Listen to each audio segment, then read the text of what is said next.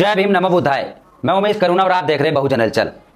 सरदार भगत सिंह, जिनको शहीद का दर्जा भी आज तक ठीक प्रकार से नहीं मिल पाया, और वह सरदार भगत सिंह जो कि उन दिनों जब वह संघर्ष कर रहे थे, जब वह अंग्रेजों के खिलाफ लड़ाई लड़ रहे थे, और उस समय बाबा साहब अम्बेडकर जी भी जीवित थे।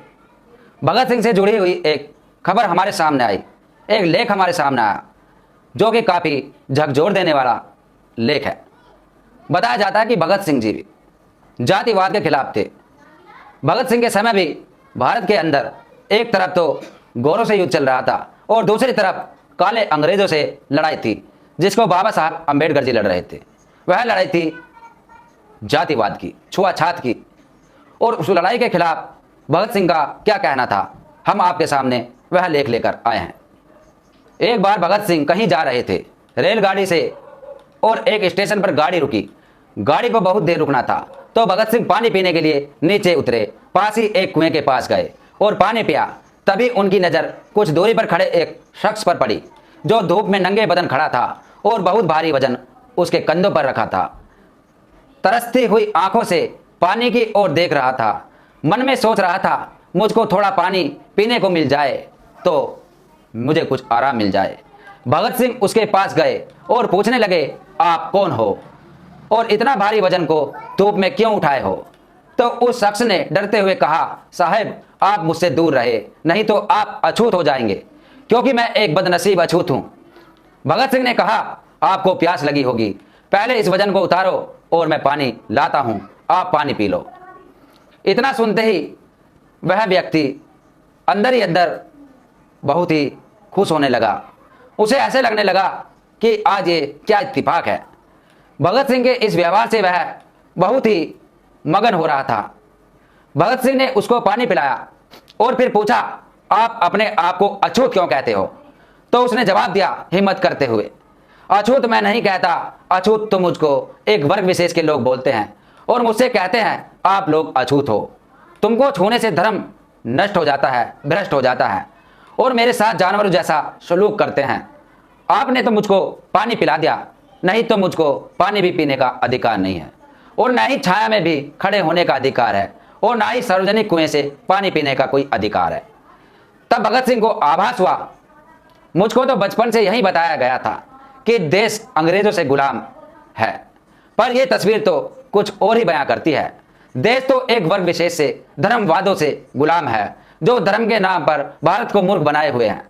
तभी भगत सिंह ने सोचने लगे, देश अंग्रेजों से आजाद होकर भी गुलाम रहेगा, क्योंकि इन अछूतों को कौन आजाद कराएगा। तब भगत सिंह ने बाबा साहब के बारे में जाना। उस समय बाबा साहब विदेश में थे। फिर भगत सिंह ने इस बात को लेकर अध्ययन किया और फिर सोचने लगे, इनकी ऐसी हालत कैसे हुई। भगत सिंह ने मैं नास्तिक क्यों हूं पुस्तक में लिखा है कि मैं तो नकली दुश्मनों से लड़ रहा हूं। मैं तो नकली दुश्मनों से लड़ रहा था, असली दुश्मन तो मेरे देश में है, जिनसे बाबा साहब डॉक्टर भीमराव अंबेडकर और साहू जी लड़ रहे हैं। अगर मैं जेल से छूटा तो आजीवन बाबा साहब के साथ रहते हुए इन अछूत अस्पृश्य भारतीयों की आज़ादी के लिए लड़ूंगा। ये बात कुछ षड्यंत्रकारी लोगों को पता चल गई। बस दुश्मनों ने सोचा कि कहीं इसकी वाकई सोच और विचारधारा अंबेडकर से मिल गई तो बहुत गड़बड़ी हो जाएगी। ये बात भगत सिंह शायद कहते और न अपनी जेल डायरी में लिखते तो शायद फांसी ना होती। संदर्भ भगत सिंह की जेल डायरी में मैं नास्तिक क्यों हूं, उस किताब से यह लेख हमें मिला। और कहते हैं लोग कि जाति जो कि कभी नहीं जाती, और आज भारत के अंदर क्रांतिकारी वीर सपूत नौजवान बहुत लोग लगे हुए हैं इस जाति को मिटाने के लिए। यूनिवर्सिटियों में भी आवाज़ उठाई जाती है, लेकिन जहाँ से आवाज़ उठाई जाती है उस चीज़ की जड़ काट दी जाती है। आज जेएनयू हो या और अदर यूनिवर्सिटी हो, अलीगढ़ यूनिवर्सिटी की बात करें यदि हम, नाम बदले जा रहे हैं, नामों के बदली करने में लगी हुई है सरकारें, लेकिन वह इस जातिवाद के खिलाफ कोई भी कदम नहीं उठाती कि जातिवाद समाप्त हो जाए। और यह जातिवाद केवल सरदार भगत सिंह ने ही नहीं महसूस किया, उनके अलावा भी उस समय के जो शूद्र थे, जो पिछड़े थे, अति पिछड़े थे, उन्होंने भी महसूस किया, जिनमें से ज्योतिबा फूले, माता सावित्रीबाई फूले और साहू जी महाराज, सैकड़ों ऐसे पिछड़े महापुरुष हुए जिन्होंने इसको महसूस किया।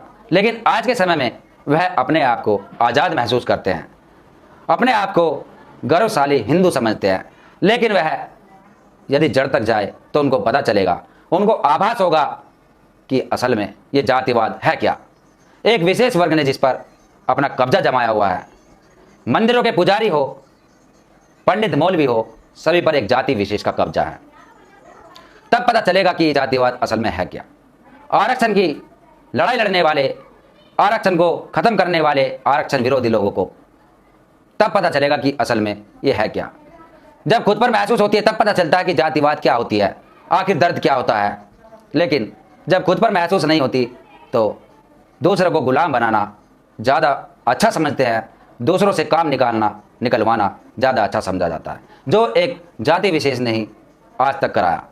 तो आज के लिए इतना ही। हमने आपको बताया सरदार भगत सिंह से जुड़ा हुआ वह सच जो बाबा साहब अम्बेडकर जी से संबंधित है, जिसको आज तक छुपाया गया। लेकिन काश यदि भगत सिंह जेल से छूट जाते तो आज भारत की दूसरी तस्वीर होती, आज भारत कुछ और होता। वह बाबा साहब अम्बेडकर जी के साथ मिलकर इस जातिवाद के खिलाफ लड़ाई लड़ते और वह क्रांतिकारी वीर थे, योद्धा थे, एक नौजवान थे।